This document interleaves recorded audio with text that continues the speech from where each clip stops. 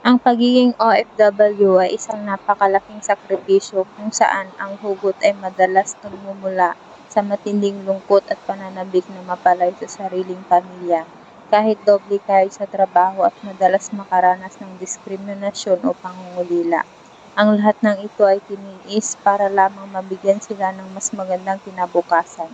Ang kanilang pag-asa ay nakasalalay sa matamis na pangako ng pag-ahon sa kahirapan at sa muling pagsasama nila ng kanilang mga mahal sa buhay.